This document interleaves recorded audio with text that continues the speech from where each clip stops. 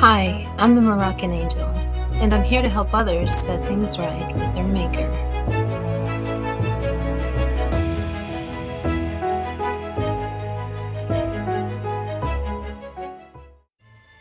Hi, so what I'd like to go into today is the three main arguments for atheism.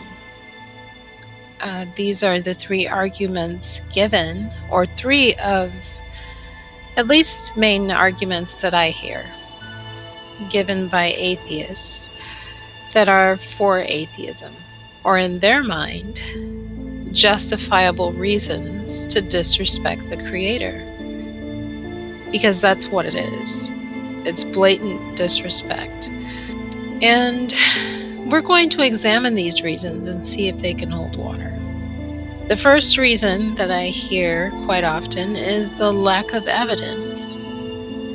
This has got to be the most prominent reason that I consistently hear of. There's no evidence. I have a question.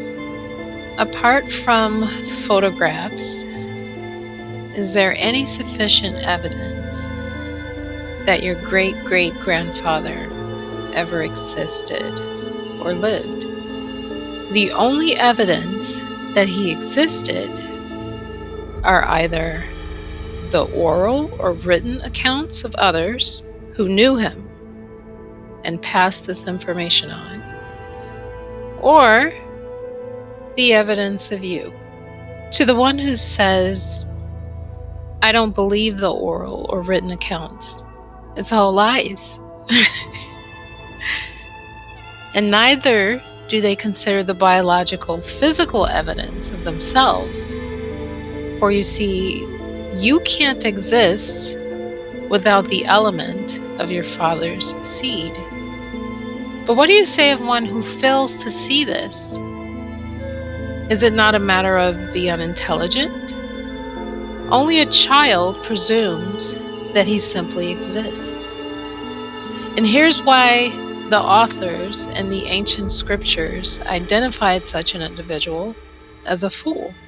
Because instead of inwardly evaluating their state of intelligence and leaving room for the possibility that just maybe,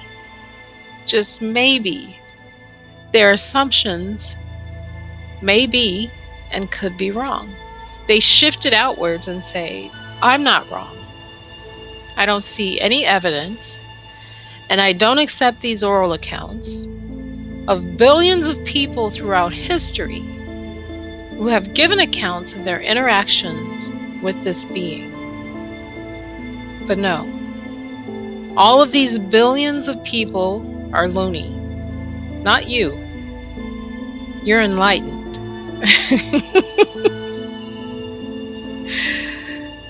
It's a saying, no, there was no great-great-grandfather.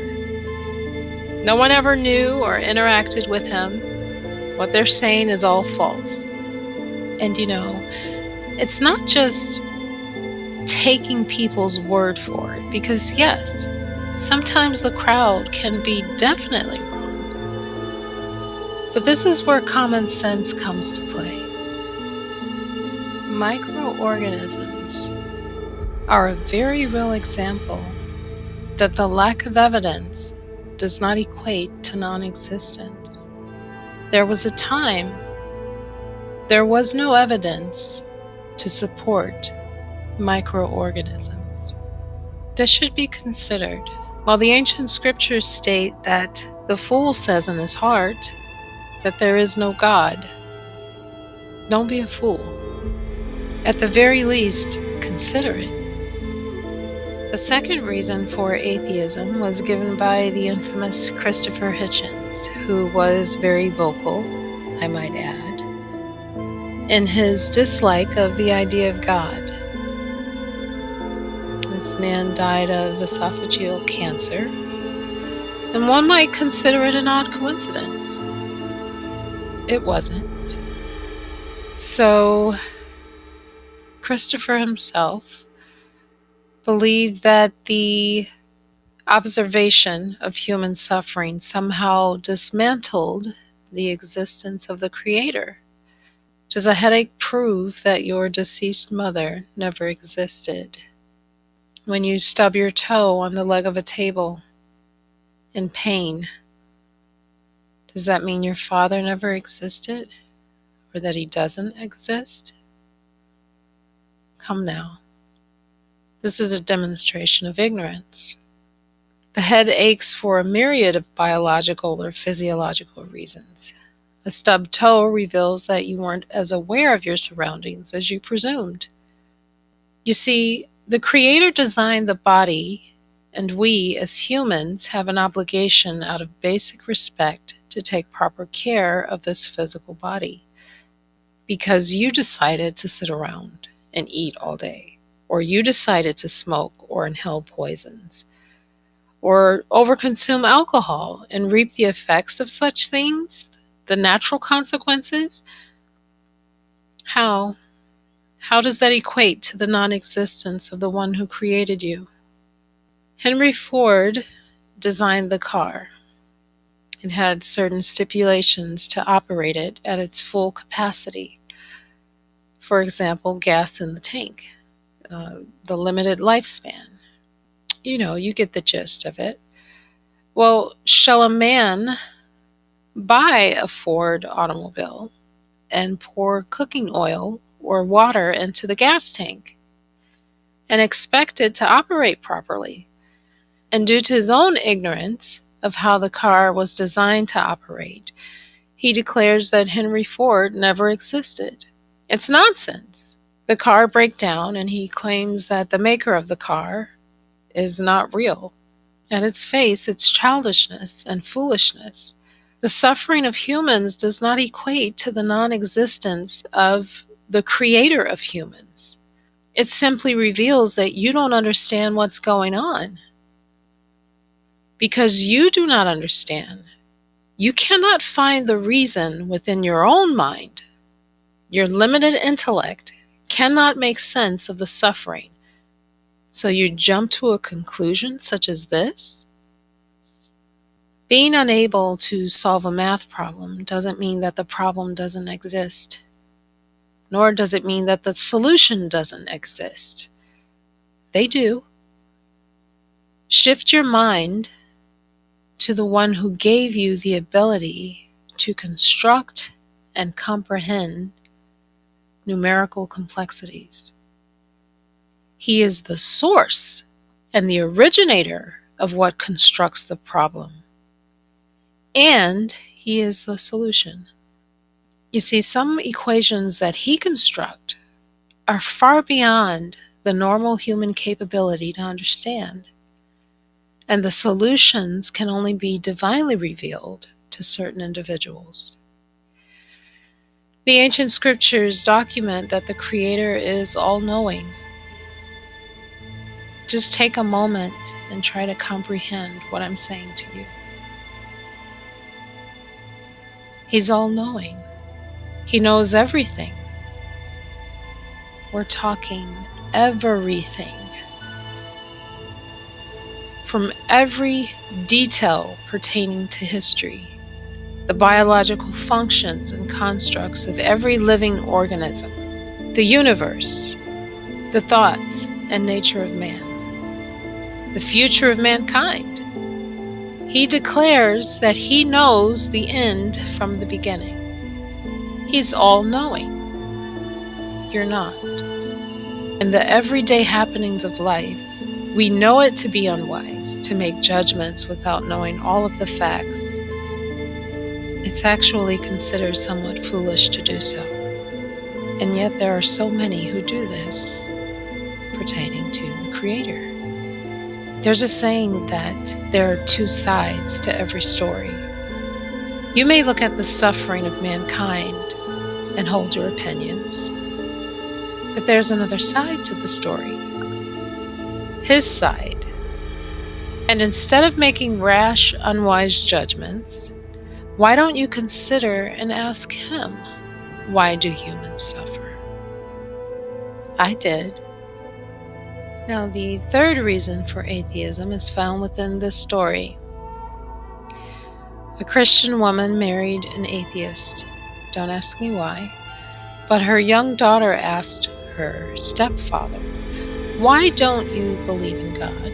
And he said, "Because I found an explanation for things that does not include him."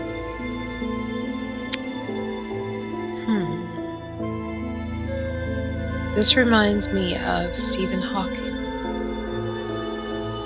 the one who did not believe in the existence of God. Pardon my saying so, but you want me to be convinced that there's no creator by a man so intelligent that he couldn't figure out or explain what was happening to his own body, and so brilliant that he couldn't figure out how to come out of his debilitative state. Coincidence? No, it wasn't. Come now. This is and should be quite concerning. Tell me, you can explain how the tree grows, but you cannot explain why the tree is. Oh, I know you can explain some of the fascinating physiological and biological functions of man, such as the way the eyes function, or the way hands operate, or the heart, and some of the complexities of the brain and the mind.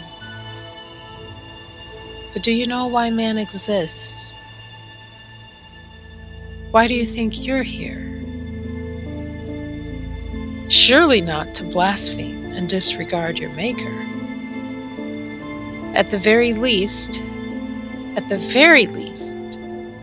have a measure of common sense and respect, to hold your tongue until you are well informed on the matter, not just confident in your own limited intellect, for there is a very real possibility. Hear me. There's a very real possibility that you could be wrong. Despite not having the evidence, despite all of the suffering of mankind, and despite the combined knowledge of every human being, the very real fact remains that you could be wrong. So with all of your ranting and raving and spitting all of your blasphemy and disregard concerning the Creator of the universe, you'll face something in which you were ill prepared for. And just so you know, He isn't all-loving, nor is He all-forgiving. The God of Israel states that you will indeed be called to account. You may say, that's nice and cute, Meeka. I'm not concerned with that right now. Oh, but you will be. Don't you see? The time is approaching. I'm the Moroccan Angel. Do what is right. Always. It matters.